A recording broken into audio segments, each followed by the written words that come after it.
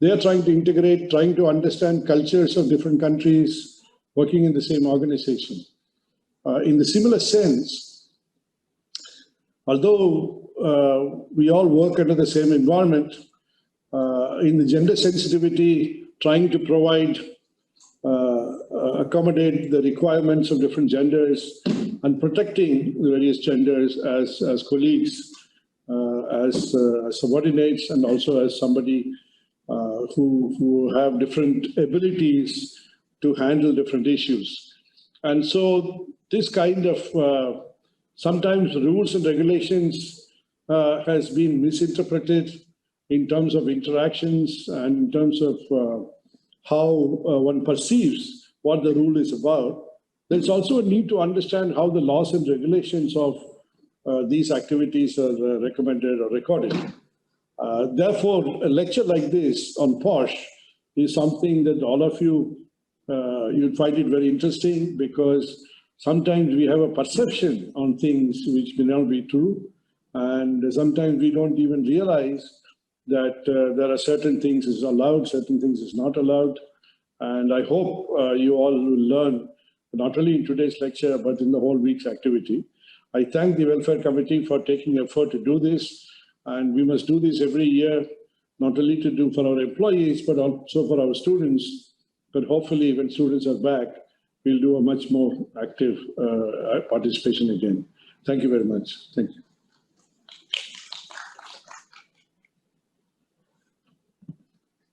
Thank you very much, sir, for your insights. As per National Crime Records Bureau, Ministry of Home Affairs, Government of India, a total of 4,05,861 cases of crime against women were registered during the year 2019. This was an increase of about 7.3% from the previous year. On an average, 88 cases of crimes against women were recorded every day. Women and girls experience and fear different forms of sexual violence in public spaces, from unwelcome sexual remarks and gestures to rape, acid attacks, abductions, and the list goes on. It happens on streets, in and around public transportation, schools, workplaces, etc. This reality and this fear reduces women's and girls' freedom of movement and negatively impacts their health and well-being. But violence against women is preventable. The question is how. Victim blaming leads women to believe that silently removing ourselves from situations where we are victims is the only way out. But we need to fight.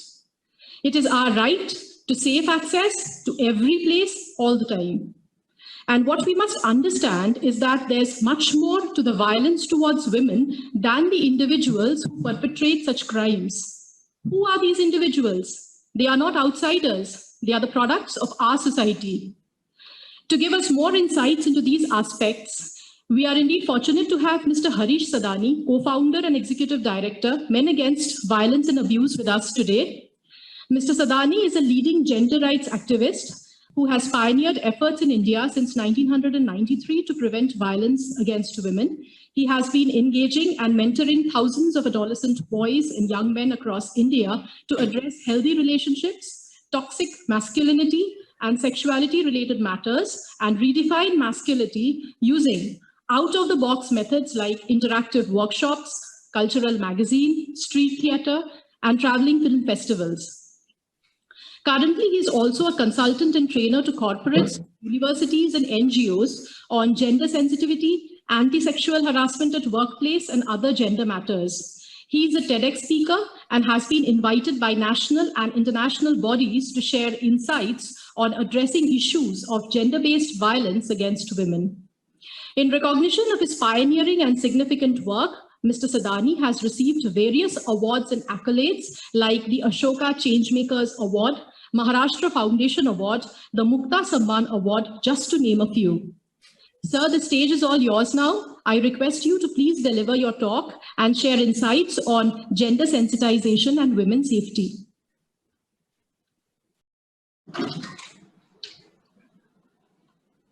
Thank you, Dr. Madhumita, for this kind introduction and this wonderful opportunity to share my perspective, my insights on a topic on which I've been passionately working for over the last 3 decades. So, on the occasion of the Women Safety Week, I'm glad that you have kept this session to, reflect on what is the existing situation, and if we have to improve women's safety on the campus and off the campus, what are the proactive steps needed? So, I have a few slides to explain my thoughts.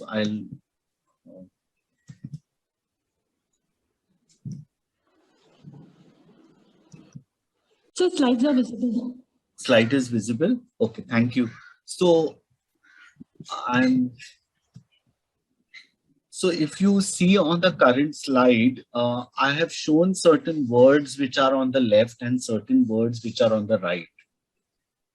And the title on top is Women Are, and if you read each of those words, there is written on the left column, women are dependent, men are independent. Women are weak, men are powerful. Women are incompetent, men are competent. Women are less important, men are more important. And as each one of you could read, I wanted to ask, do you agree with these words, these two kind of sections which are there, the words which are on the left for women and the words which are on the right for men? Would you agree? Anyone can write in the chat box, or, I think most of you would say that, perhaps you don't agree. Is that so? Just for my purpose of understanding, any one of you who is listening and watching the slide, would you say that the words which are written on the left are, you don't agree? Divya Jyoti said. So, do you don't agree with some of the words which are on the left, which are applicable to women, and some of the words which are applicable on the right for men? Or do you disagree overall?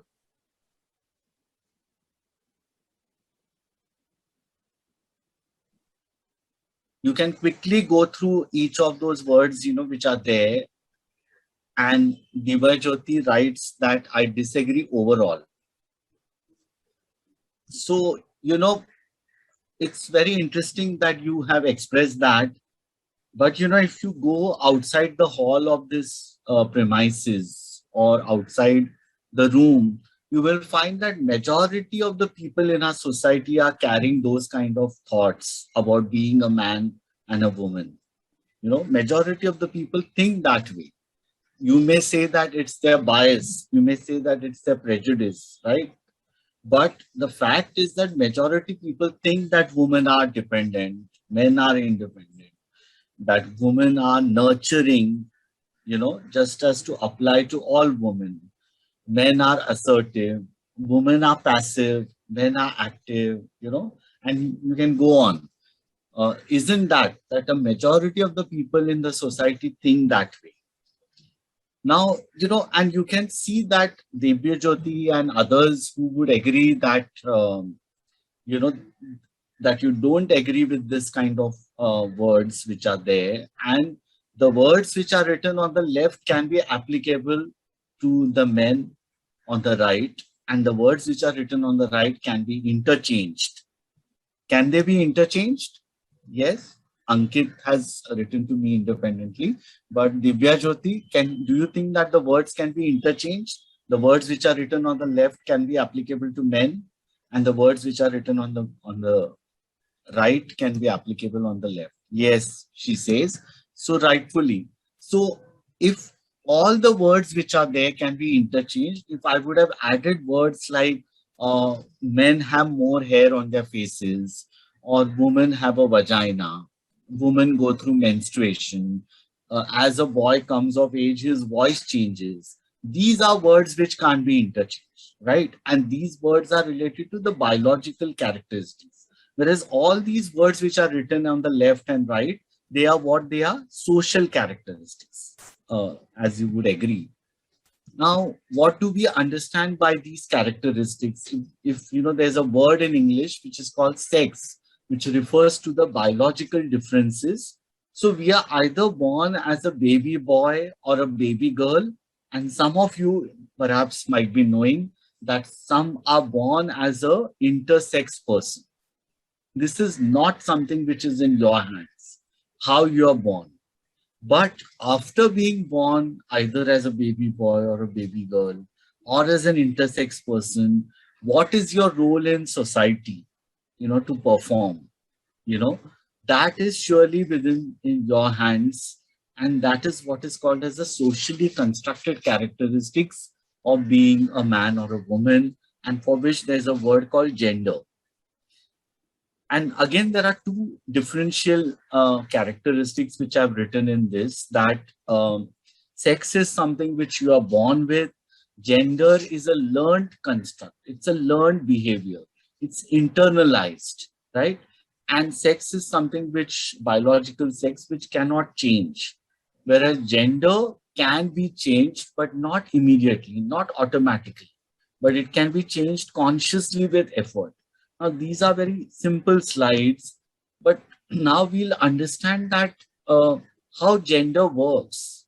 If the social characteristics are there about being a male or a female, ideal situation would be that every person should be able to determine one's own gender, right? But in reality, does it happen that if a baby girl who is born and she later on grows up as a woman, does she have a right to determine her own gender? Yes, constitutionally it is. But can she determine her own gender, what she wants to be and what should be her role? It's largely decided by the society, isn't it? By the social systems. Now, which are these social systems? So I've shown a slide in front of you, which is like a circle, which is like an example of, say, a wristwatch, which often we wear. So for a wristwatch to function effectively, it is necessary that all the parts of the watch should function. Would you agree? And similarly, for this circle, which you could call as a system, as something which is gender as a system. For that system to function, there are subsystems. Now, which are those subsystems? Can anyone tell or guess? Somebody can write in the chat box. Now, there are 44 people here in the webinar, and there are many people who are watching. So anyone can write that how these ideas about gender. So Ankit has written that family, peers, school. Khushbu has written society, but I would like within society, what are the factors? What are the systems? Again, culture is also not as an institution as such. I'm talking about specifically subsystems, institutions, and Garima has written rightfully religion as one of the subsystems. So let's see one by one, which are those institutions which make up these subsystems and all the systems together. So first is family, then you have religion, then you have what you call as education as a subsystem, and thereafter you can see governance as a subsystem, and the last is media, and you would understand that all these are 5 important subsystems, but you can add health subsystem, you can add economic subsystem. So, somebody said just now culture. So culture will be coming under what? It can come under family also, religion also, and education also, because they are the ones shaping up, right? Culture is something which shapes our conscience, our understanding. So, but these are institutions, and each one of us can give umpteen examples on each of these subsystems. Like family, how does it work as an institution? And all these institutions reinforce, in the center it is written, reinforce ideas about what it means to be a man, what it means to be a woman. And so therefore, over the years, these institutions have been functioning like a watch, ensuring that the system is intact, ensuring that the most of the power is going to the male, preference is going to the male, importance is going to the male, and women are subordinated. Women are given a secondary status. And just as different parts function, similarly, you can see that all these parts are working hand in hand. It's not in isolation. So family is working with religion to influence certain ideas about what it means to be a man, what it means to be a woman. It's in the family that restrictions are passed, that a girl should come before dark at home. Not outsiders are telling, people within the family are telling. And similarly, the religion is put up as a pretext that women should be moving around within a particular hours, for their own safety, and in various forms, restrictions are imposed on women. So along with family, religion, you find education as a subsystem. Now, education per se, people might think is something which is empowering, which gives, a person from one level to the other level. It is something positive thing, right? But why I have put education here as a subsystem? Because as a subsystem, each subsystem has its rules, regulations, norms. So therefore, the people in the subsystem are the ones shaping that particular subsystem. Family as an institution per se is there existing ever since, after civilization started coming and all that. Religion also has its place. What we are saying is that people in the religion who are understanding religion and who are professing the way religion should be, we need to critically think about it. So all these subsystems, so education, whether it's in our curriculum, the textbooks which are there, the language which are there, the grammar, how much of us use gender neutral language while we address people, just as chairperson is a word used now often, but many times it was referred as chairman, or, now people would say chairwoman, but why chairperson is not used? Because that person can be of any orientation, so textbooks, curriculum, education, if we are saying is a state subject, then, simple thing like sex education, or, a person like me would like to use the word sexuality education, which is different from sex education, which is not just talking about male anatomy, female anatomy, but it's also talking about how interrelationship should be healthy. It's talking about consent and dissent. It's talking about, how a girl should not take a no and give a befitting response if somebody is advancing. How a boy should not fall to peer pressure.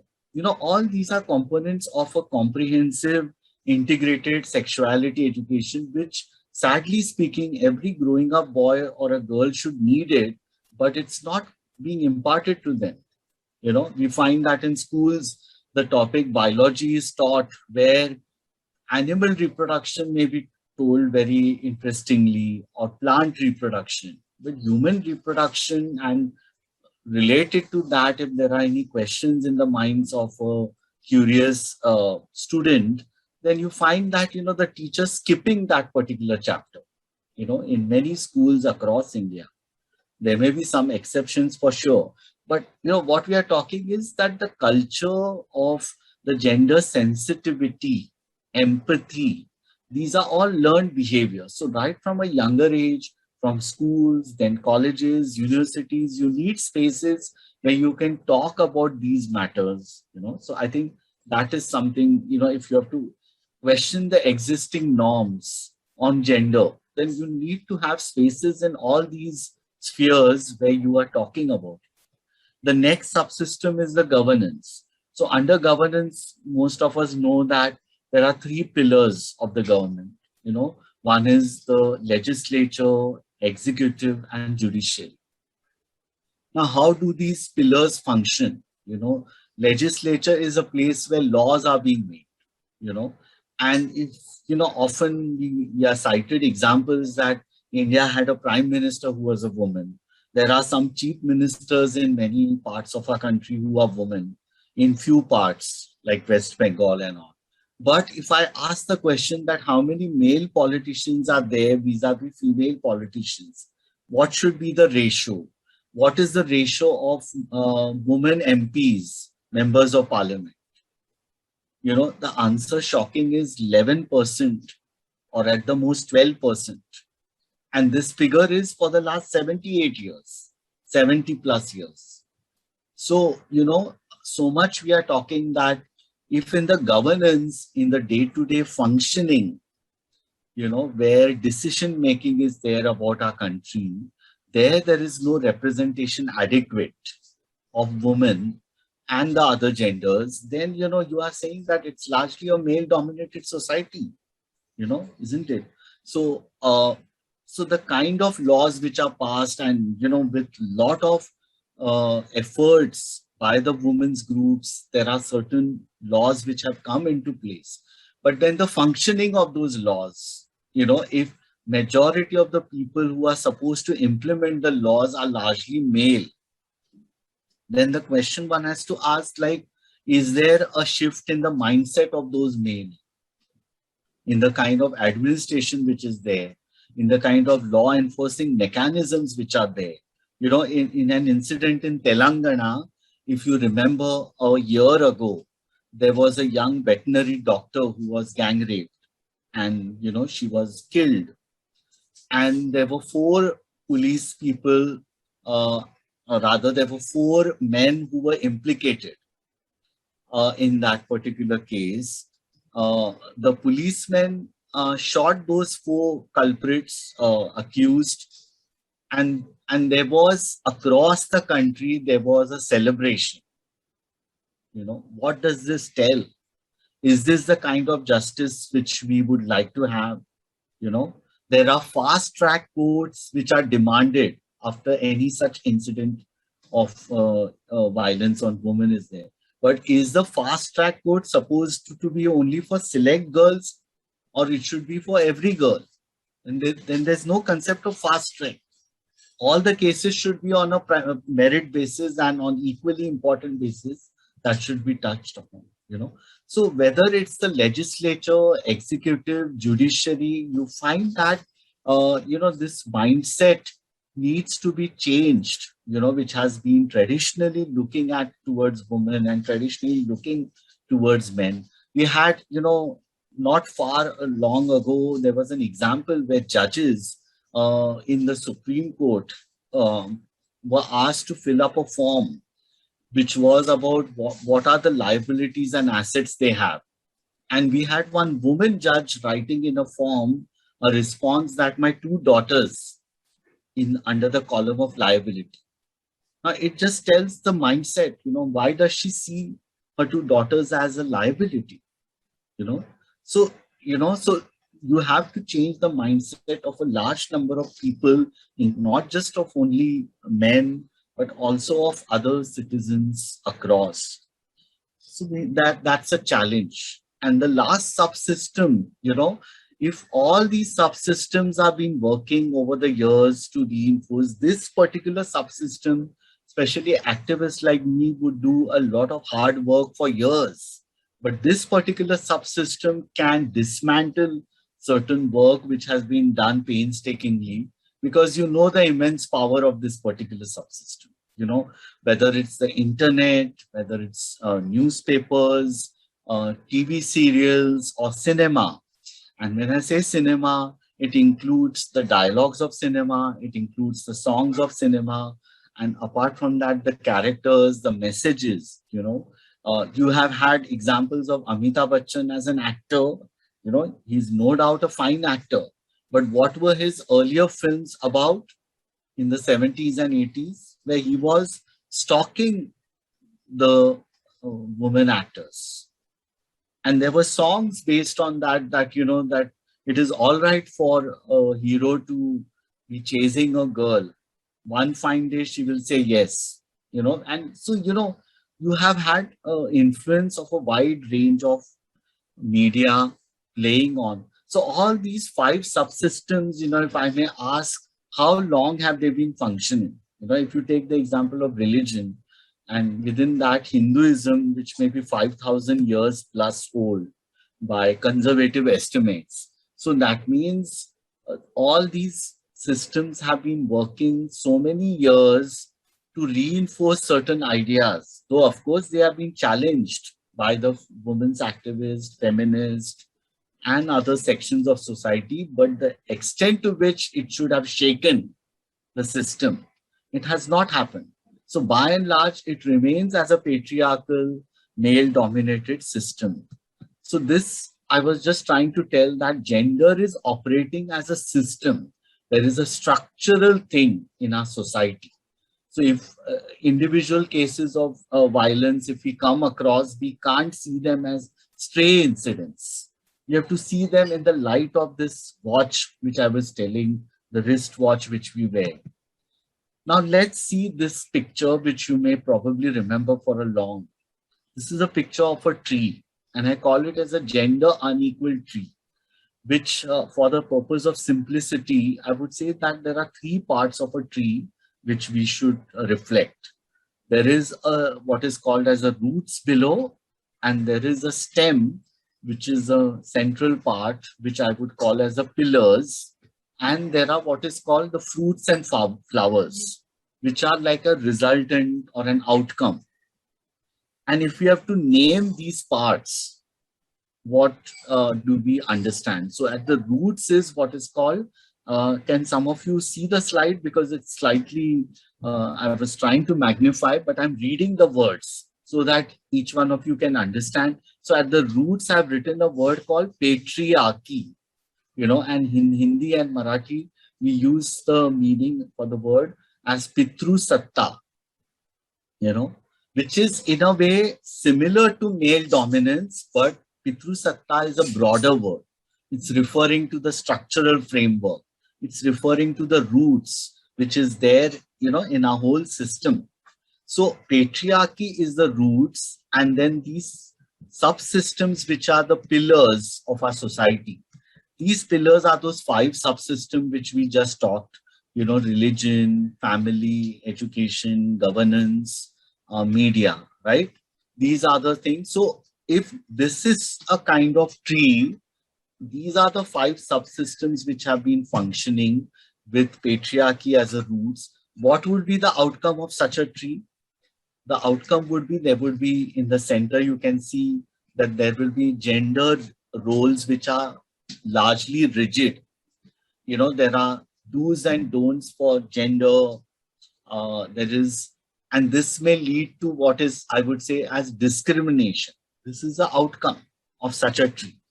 And apart from discrimination, that is leading to violence in many cases. So let's give one example. If there are roles that by and large men should go out and work and women should do the household chores, and therefore the secondary status women are having. So the men who come after work at home, they get first preference to food. And there is a general tendency across India that women are the last ones to eat, whether we like it or not, whether we accept it or not. There are few exceptions amongst those people listening to me. But in majority of India, it's the women who are eating last. Now, if this is an outcome, what is the further outcome of that? It has connection with the word anemia. Some of us know that a majority of the women, as per the census statistics of India, are anemic. Now, what that has to do with eating habits and with women eating last, there's a connection. So you can see that, the preference is given to the male and subordination to the woman. As a result, the outcome of such a tree will have this kind of responses. There will be more gender discrimination and violence on women. Now, if I have to change the tree, if I have to change the picture of this tree, if I may ask, I'm trying to have a dialogue. While I'm giving a talk, I would also like some feelers and responses so that there is a meaningful interaction. You can write in the chat box. If I have to change the picture of the tree, what do you think should happen?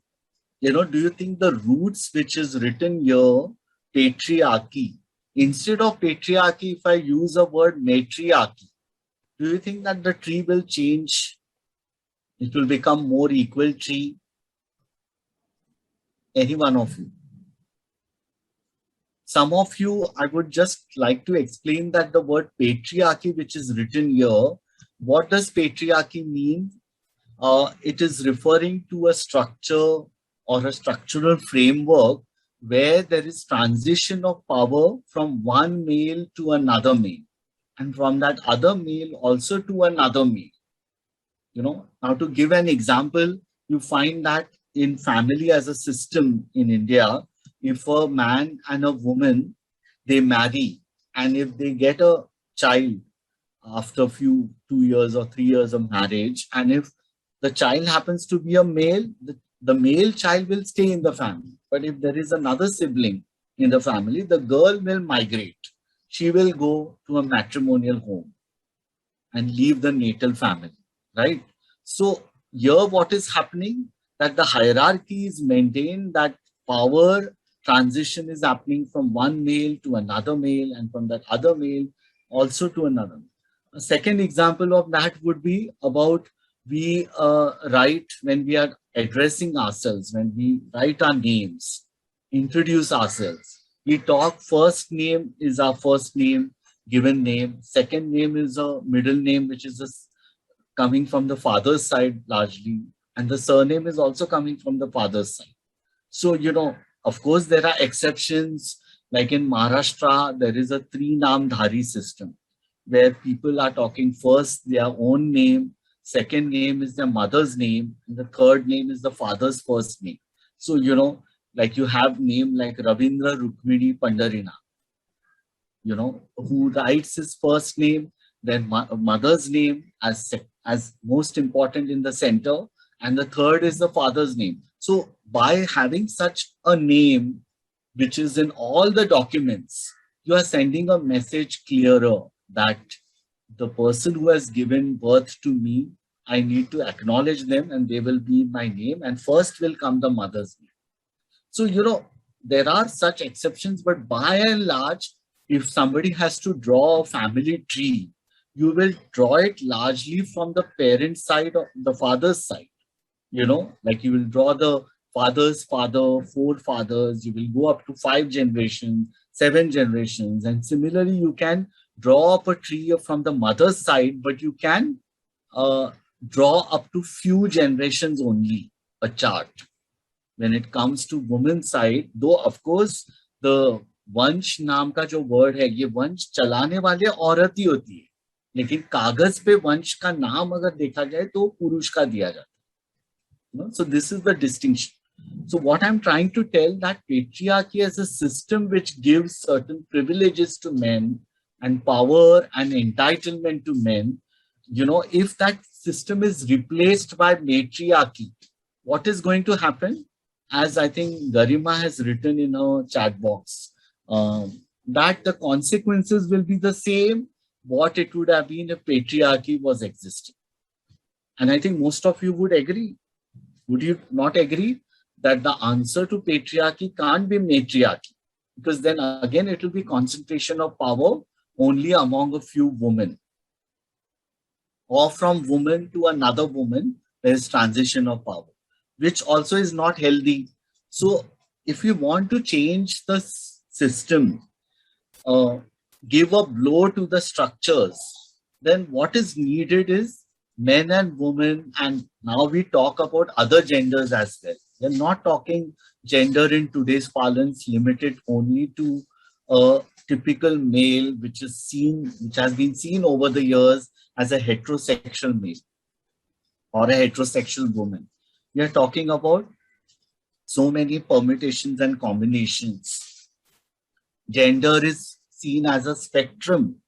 So that means if you have to change the structure, the system, then you will have to involve all the genders.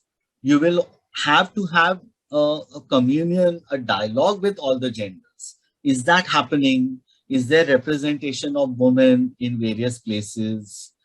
So more representation of voices of the minorities, the sexual minorities should be prevalent.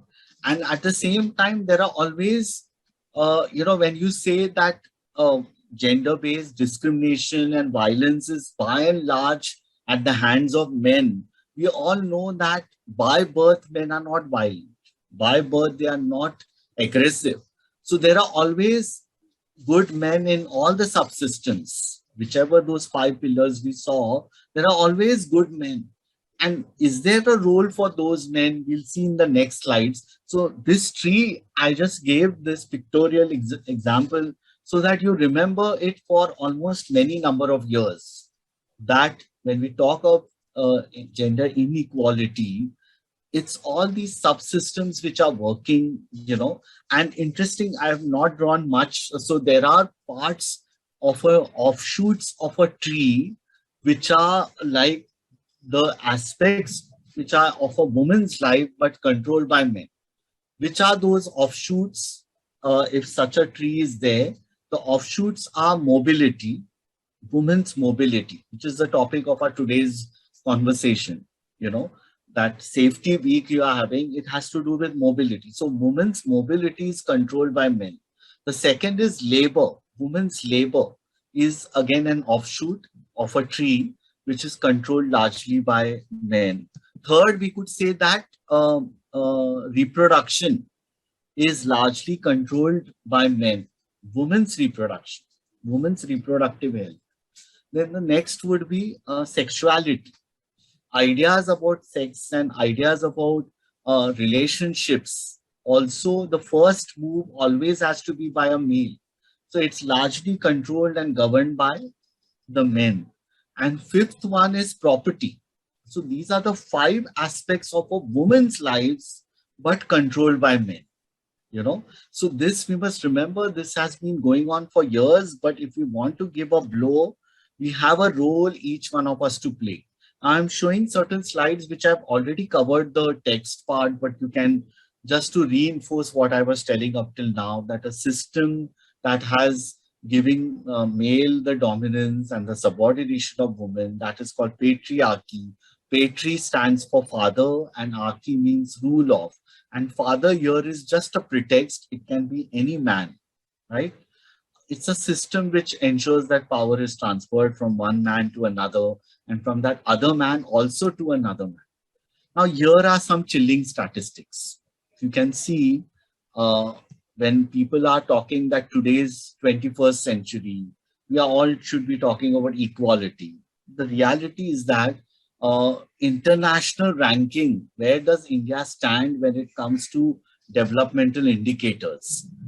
This is a slightly old figure, but some of you know that I think just recently, the World Economic Forum had pointed out that India's number was 140.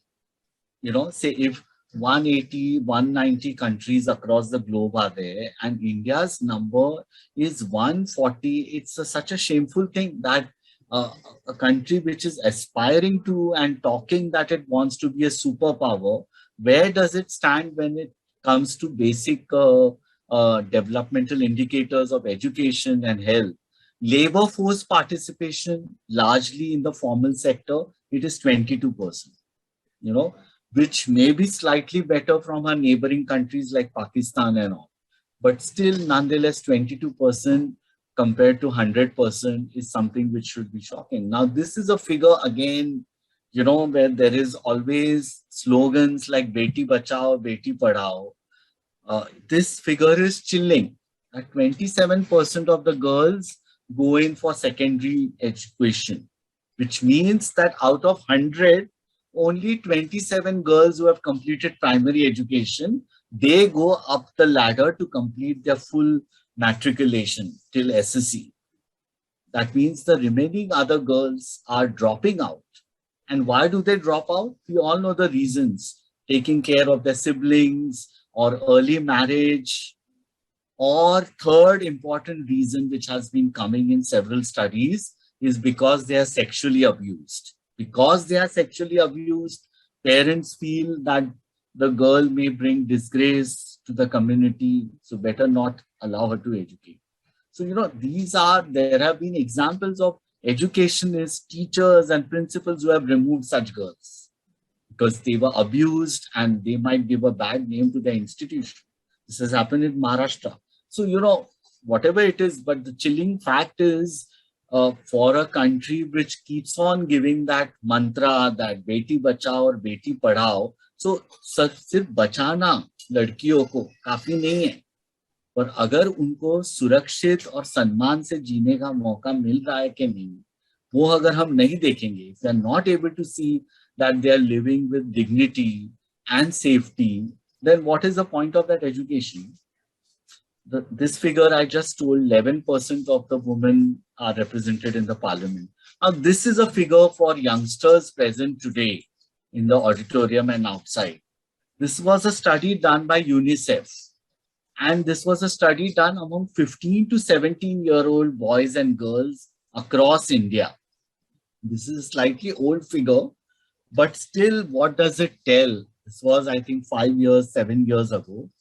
This was a figure that 57% of the boys in the study, in a national study in India, of the young age group of 15 to 17, 57% boys said that it is all right if a man hits a woman, under certain circumstances.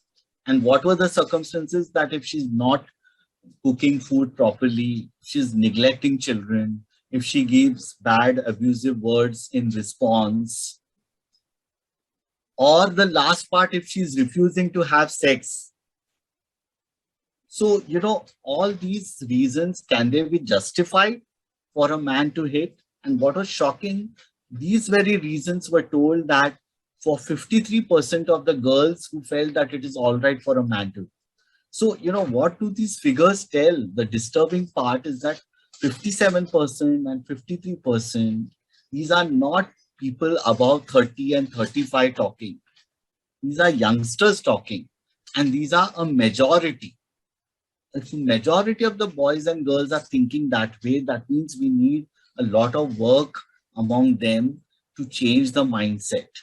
And the last part in this visual, what we are talking about, sir who introduced the topic today, gave the introduction, mentioned the word POSH, which is the short form for Prevention of Sexual Harassment at Workplace. Now, that is a word used by activists and people in the field, the POSH law. So where does the POSH come in this, what is called as continuum of violence? If we have to talk about POSH, we need to talk about these other things like sex-selective abortion, discrimination at home, acid attacks, rape, and somewhere here there will be sexual harassment before rape, right? So if you are seeing the continuum of violence which exists in the life cycle of a woman, we have to keep this in mind when we talk about structures, when we talk about discrimination. So if one girl, say, in your campus is reporting sexual harassment, we all should be aware that there are 5 girls which are not reporting. And if we understand how gender works as a system, just few minutes we saw that for fears of what will be the repercussions, there are girls who don't come for reporting. So are we creating that enabling environment so that more people who are victimized come forward and register a complaint without fear, believing in the system? So we need more such examples coming ahead, that there is a redressal mechanism which is robust, and that can happen when we'll come to the next slides, that when there are conversations like these happening. So, one important slide just now I'm showing that, we talk about gender inequality which is existing in our society. In that, who is our enemy? Are we crystal clear on that? Is our enemy men? What would be the answer? It's given in the slide, but I want you all to reflect that our enemy is not men, but it's the attitudes, it's the dominating mindset, which is our enemy. Just as I mentioned in a fight against casteism, the enemy is not Brahmin, but Brahminism or Brahminical tendency, right? So, because there are always good number of examples of Brahmins who don't have that tendency. It's not that as if it's in every person that kind of tendency who is born Brahmin, that means he's like that. All Brahmins are having that kind of tendency that they are superior of a caste and the rest are all inferior. It's not like that. Similarly, all men don't have that, but it's the fact is that the chilling data tells that violence against women by and large is committed by men. That is something which we also can't contest, you know. So you find that. So somebody has written in the chat box that even women's attitude is the enemy. So, you know, this dominating mindset can be in any gender. Whoever is dominating, by and large, we see that it's among the men, but the dominating mindset is our enemy, which can be in any person. There can be some positions where women can be in position of power and men can be subordinate. Are they? Because that's another thing we should be remembering, what is called as intersectionality. That gender works with caste, class, you know, and other subsystems together. You know, multiple inequalities and oppressive systems are working together. So therefore, there may be a Brahmin woman as an example to give, and there may be a Dalit man. So in some aspects, the Brahmin woman, because she is woman, she has to face a lot of patriarchal restrictions, right? But a Dalit man, because of his being Dalit and the so-called lower caste, he faces restrictions and disadvantages. But because he's a man, he faces privileges. He enjoys privileges, isn't it?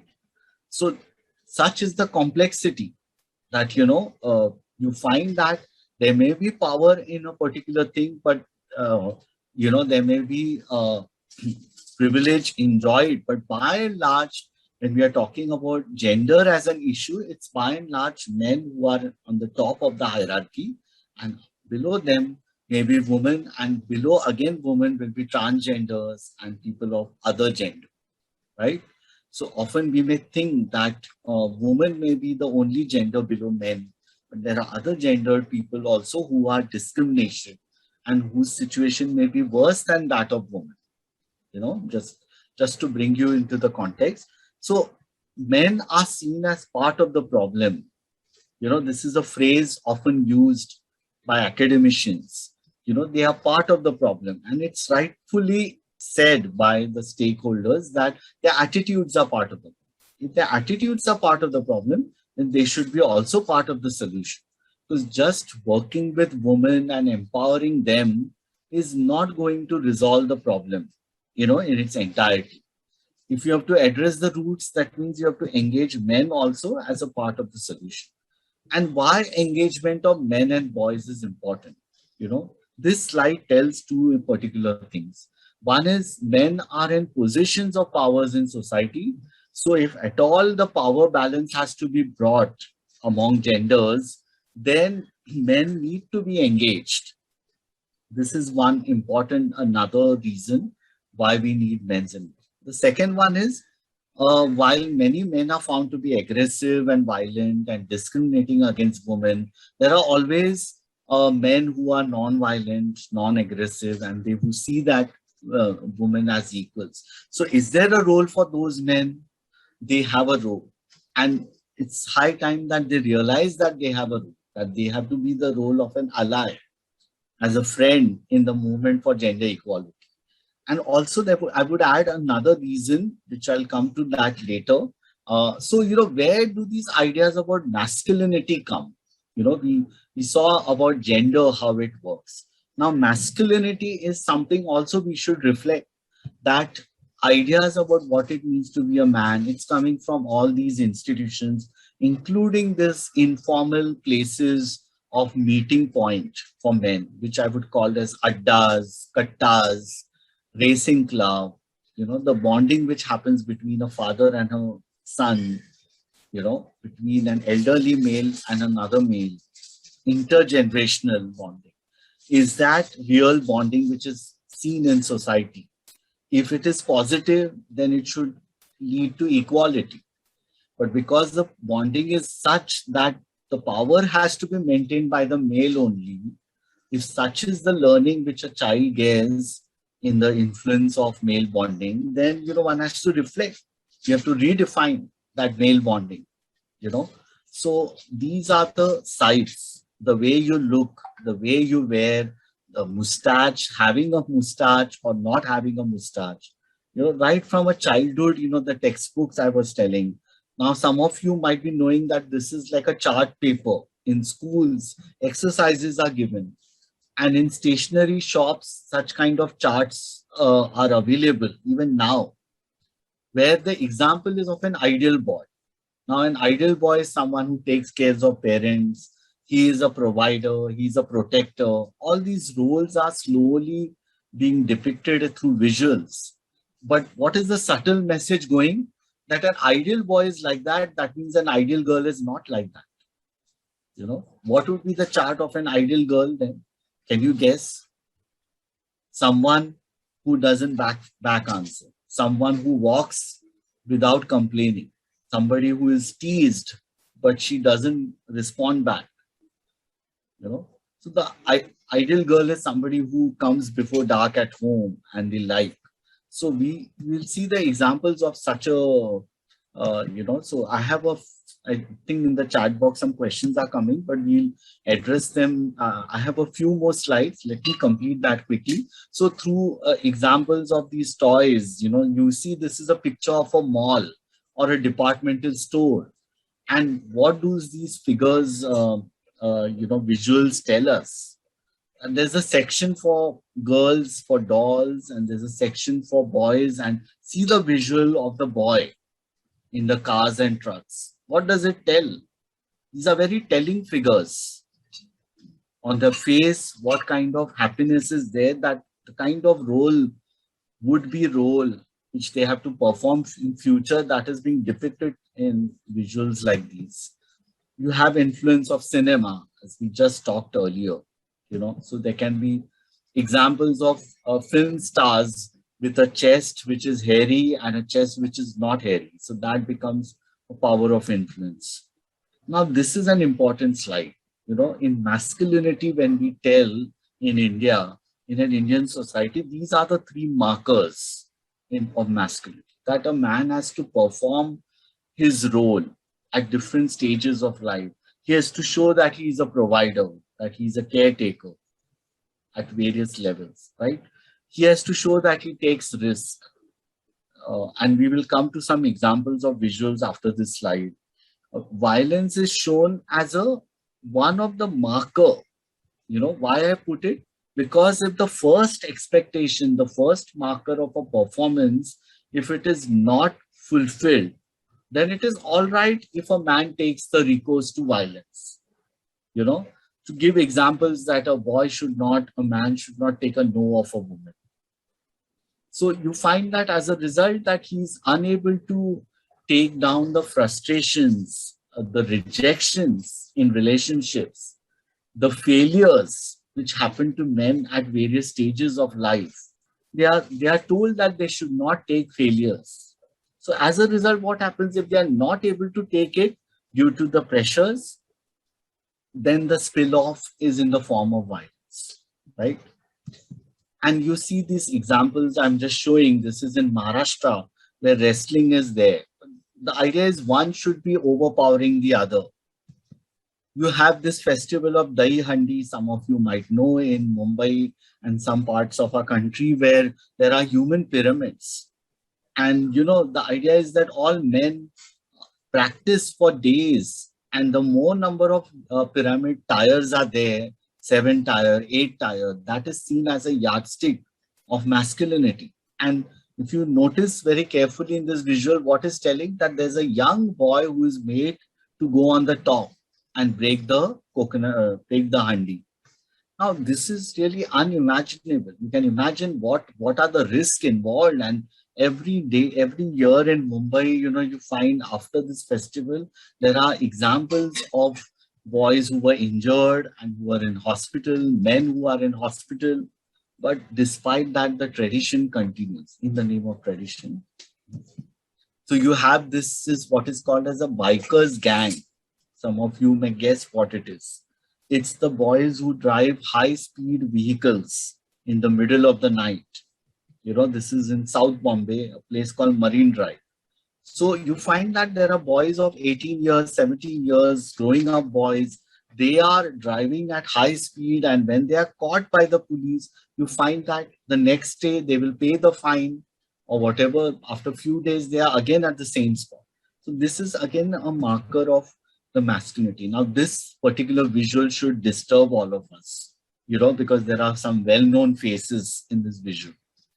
Some of us know the episode of Harbhajan Singh as a cricketer, and he uttering some bad words against an Australian cricketer. And some of us recollect that he had used words which were seen that as if they are racist words. What were the actual words? To put you in perspective, that the word was "Teri maa ki" is the word which which Sachin Tendulkar, in support of Harbhajan, had said that this was the word said and not monkey, which is that you are a monkey, which is a racist kind of a slur.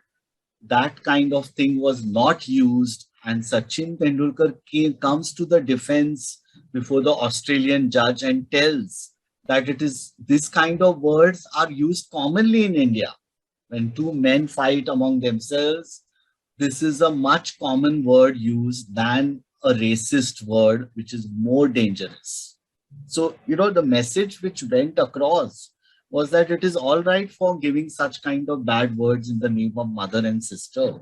Isn't that not an equally serious offense? This is what has happened in our Indian society. Now there is the word toxic masculinity.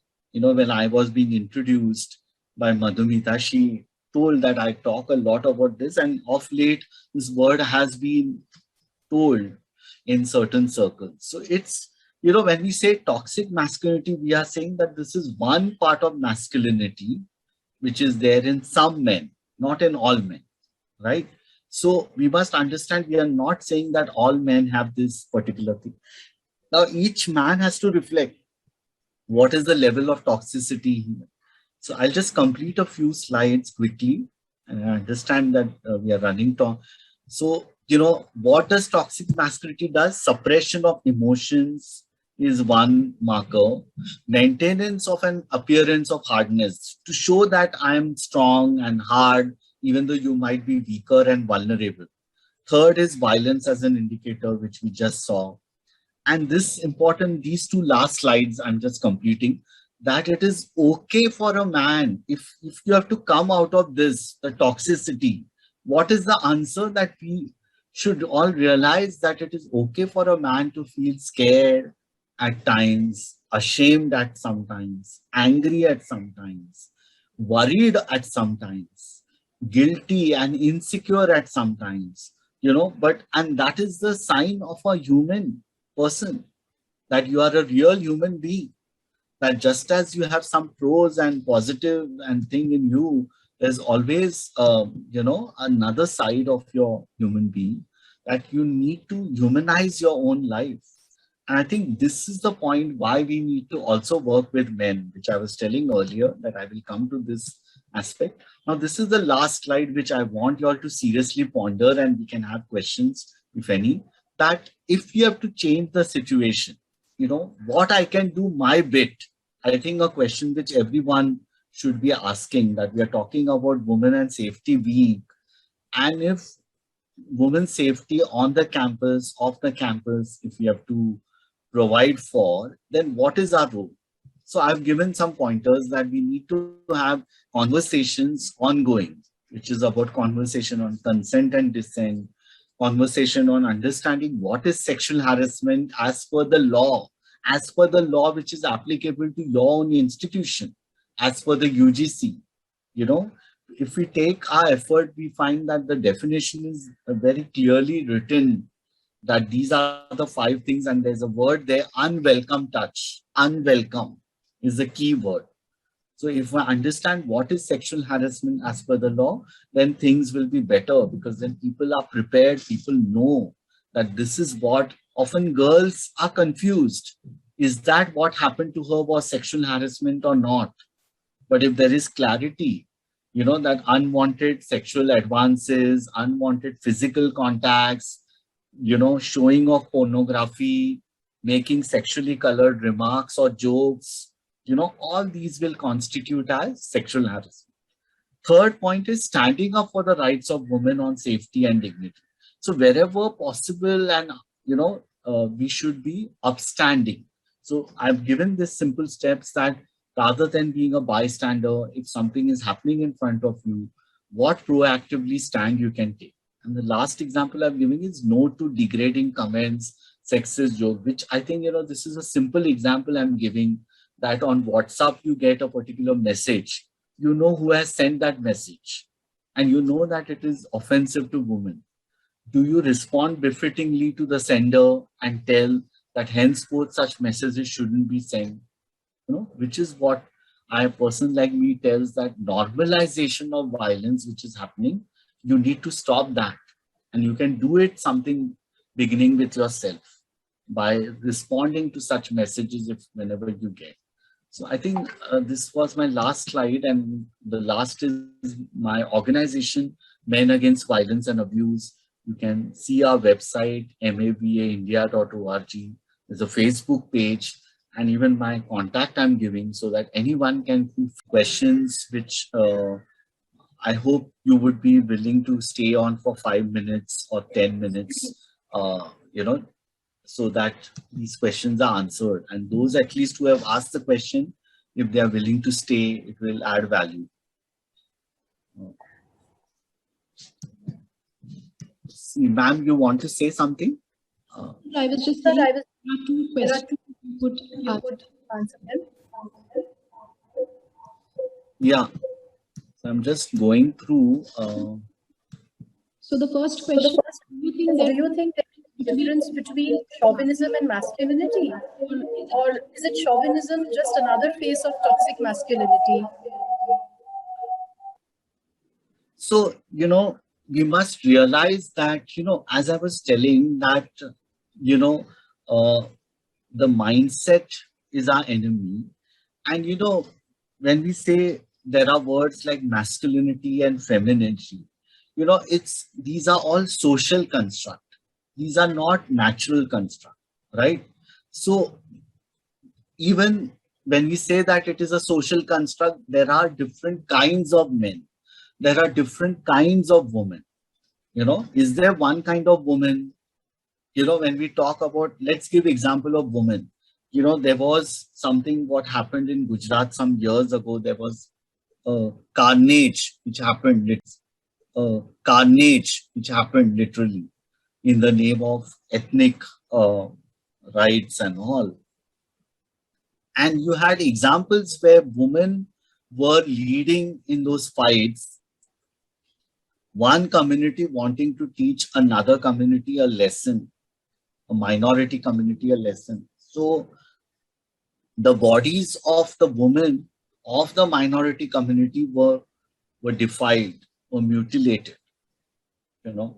And there were enough examples of fact-finding committees and reports which tell that there were women who provoked men of a so-called majority community to do that particular act. Now, if people would say that all women are caring and concerning and all that, you know, why would you find such examples of women with demonic zeal provoking one community to fight with another community using swords? So, you know, so if there are no single one type of woman, similarly, there are no one type of men. But what is projected about men is the traditional, dominant, or what you call as the hegemonic masculinity. You know, So there is also a word, just as chauvinism is a word, there's a word chivalry, right, in English. So which you find that, in simple Hindi parlance, we say pehle aap, like if somebody is walking in the bus, you allow the woman to first walk, like somebody's, so, in some context, it may seem cultural, a sign of politeness. But again, if you are treating women on equal footing, perhaps the message is not going that, you are on a pedestal and you are the ones who are as if giving the rights to a woman.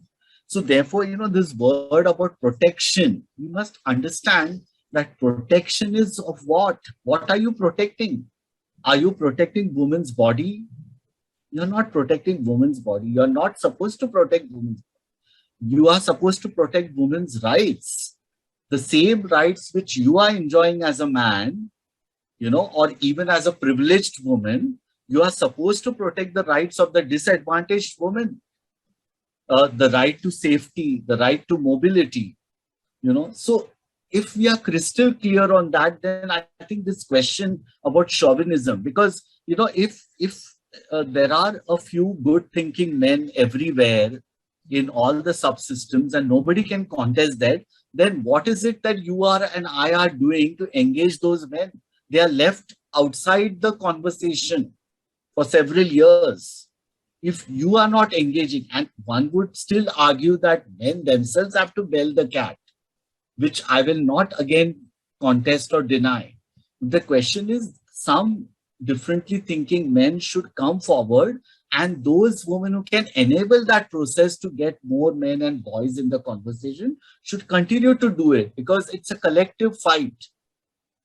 So I think it answers your questions. I think we are not talking about those men who are trying to portray that they are already privileged, because I think I sense what you are trying to tell, that men will have to undo their power and privilege, which is again a difficult thing.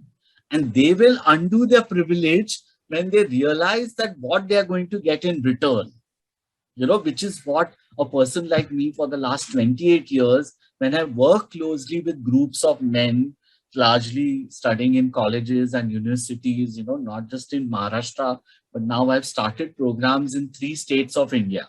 And I'm trying to prove this point, that when you work consistently with a group of young men and show them the methods and the sense of direction, that how they should internalize certain things, how they should unlearn and relearn what they have learned in life up till now about gender and gender roles.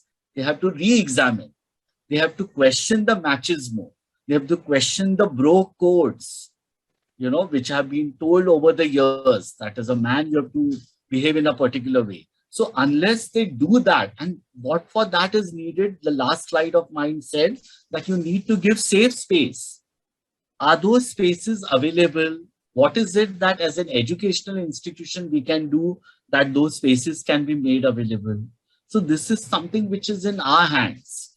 You are right. We don't want male chauvinistic pigs, but we want caring and concerned men who believe that there is another model of masculinity possible, which is gender equitable.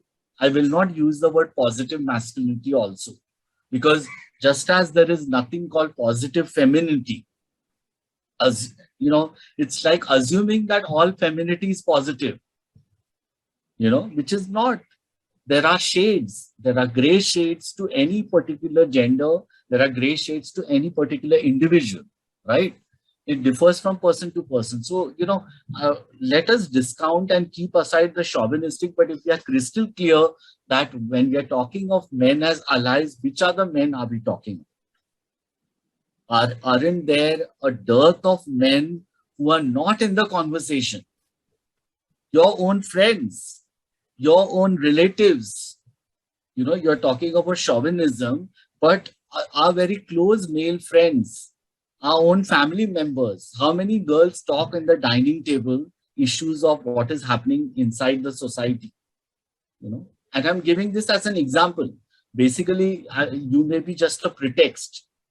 But you and I have to begin that conversations among our circle of male friends, colleagues, family members. Even that is something which any individual can do. For that, you don't need an institution or an organization, you know. So baby steps or simple steps which every individual can do.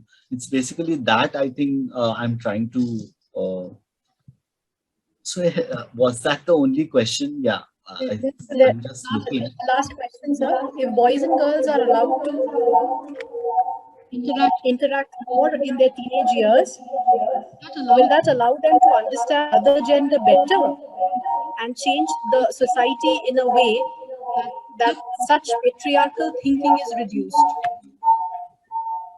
Yeah, I think that question is very important, that intermingling of genders.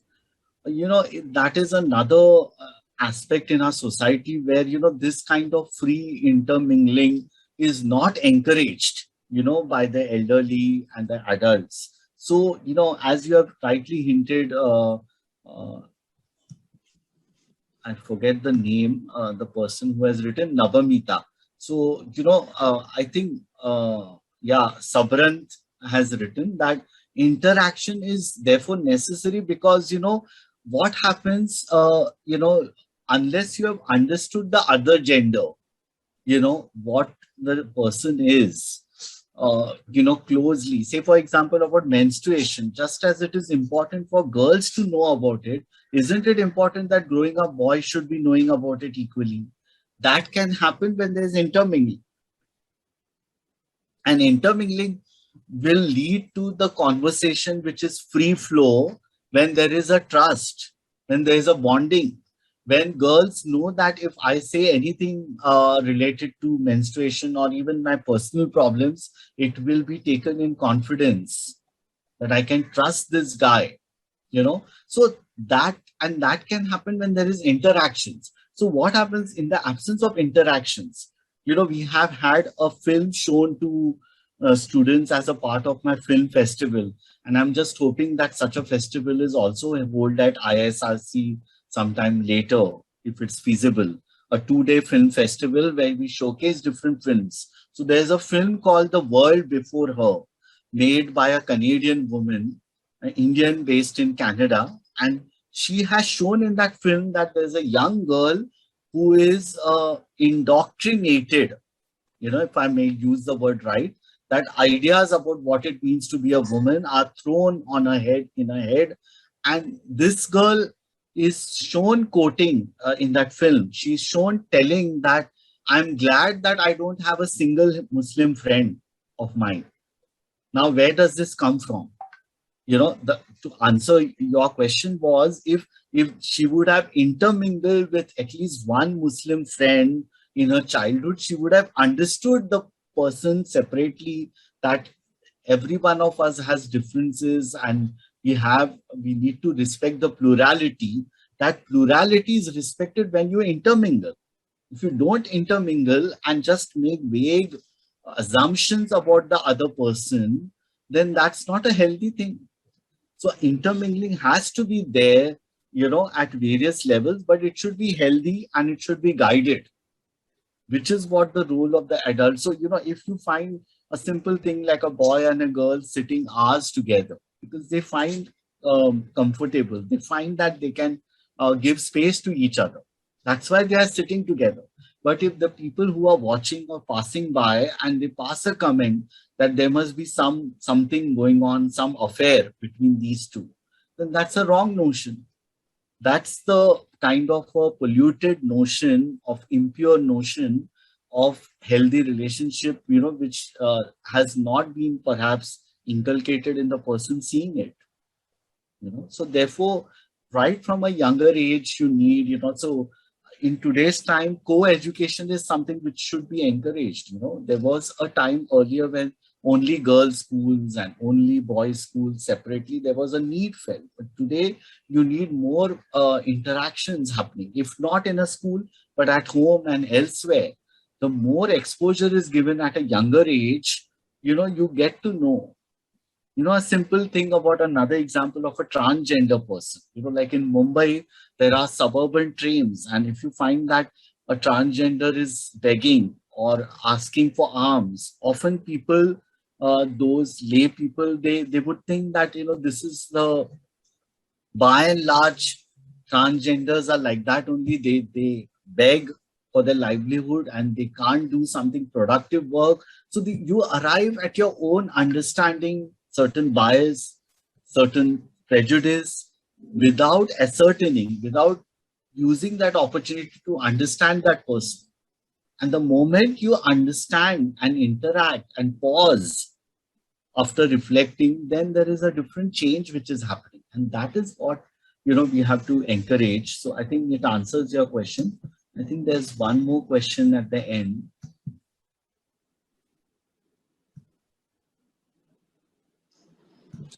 Ankit has written, Muslim women recently were seen being sold online, but we haven't seen conversations about feminist activities about it.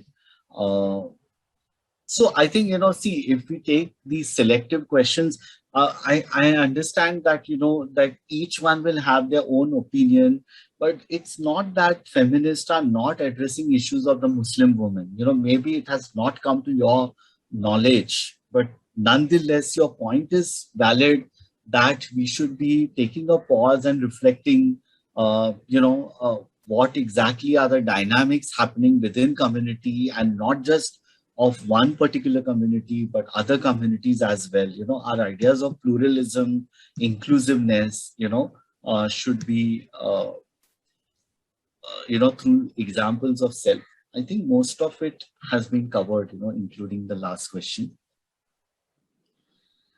So thank you, Mr. Sadani. Thank you for the very informative talk. It was indeed shocking to see 57% of adolescent boys and 53% of adolescent girls endorsing wife beating. So it's very clear that our right to safe access to every place and at all times will only be possible through gender sensitization right from a very early age.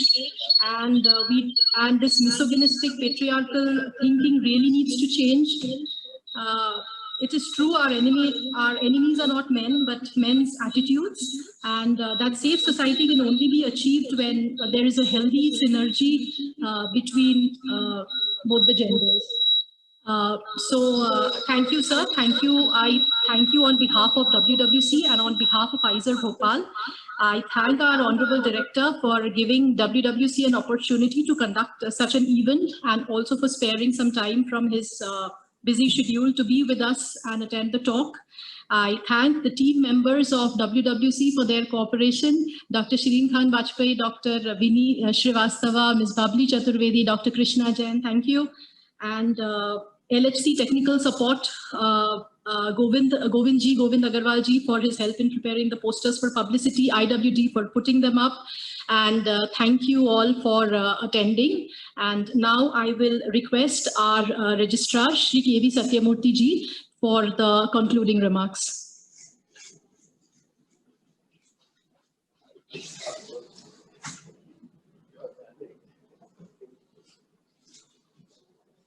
Good evening, and once again, thanks to the participants and the speaker, particularly Mr. Harish. He has done an excellent job in giving a lot of information and enlightening all of us here.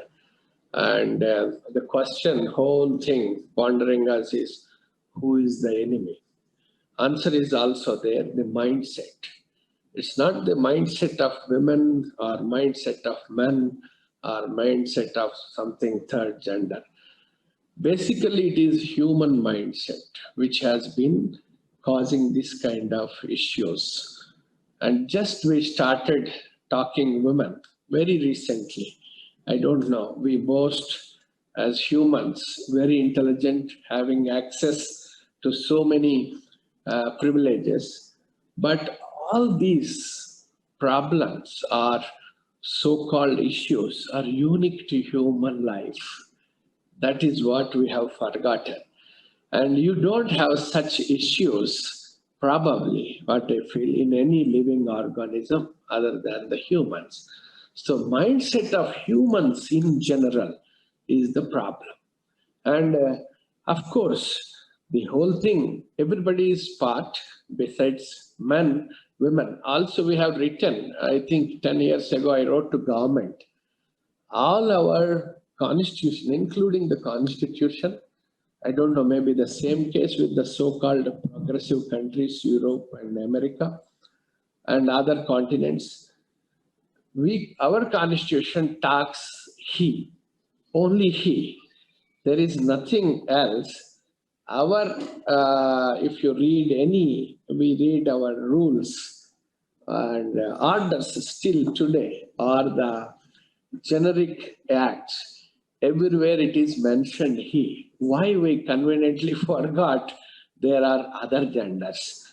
And who should be blamed for this? Second, very late, billions of years of human history, just we started talking women rights. Not yet we have started talking about the third gender. That is a big story. Whether he mentioned 5 verticals, the government, the religion, family, the society, everything, education, everything measurably failed. All these aspects, the enemy, because the enemy is within. It's not that from some side the enemy is lurking, enemy is within. Sasbi kabhi bahuti. That is one answer. And human, because they are taught by the religion, taught by the society, taught by the mother, perhaps, how to be discriminative. All these situations unknowingly is built in the society, human, again, human mindset. And across the 7 continents, so-called, whether developed or developing, the unique problem is discrimination of women. Next, which is not at the chapter opened, is third gender. And I have been asking this question to our students' literary club. Can you tell me, how do I address the third gender? Just now we had a prefix MX. So English language or Indian languages or any language, still they have miserably failed to recognize that there is a third gender. So then how do you expect there is a delivery of justice going to be the rest? So this is a problem perennial, and there is nothing, I feel, there is one section which should be changed. One section is responsible for this. The whole humanity, the mindset is like that. Unless the mindset changes, I don't think we will be reaching the destination. And I thank everybody. And also I want to thank our director. He told me, KVS, this ICC, all these things are not alone to hand over the justice. Our acts will not be. It is only the education in a positive way. As somebody told, it is to be done, organized by men, not by women. In fact, the women's safety comes out of the kind of assurance given by the men or the society, predominantly men.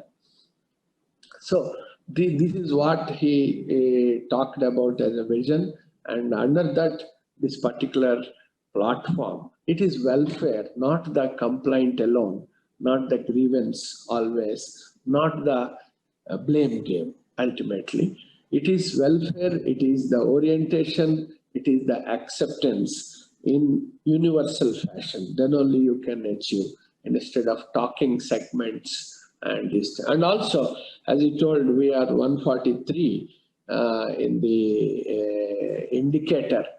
But one good part I have noticed in the Indian subcontinent, Pakistan, Bangladesh, India, Sri Lanka, we have already contributed 50 years ago itself a woman prime minister, but I'm looking for such a situation in US. We boast that these forward countries are European. Perhaps, I don't know whether 98% of the European countries have done that field. Thank you and congratulate everybody.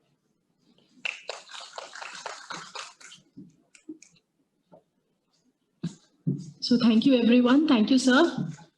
And we would request you to join us for refreshments outside, please.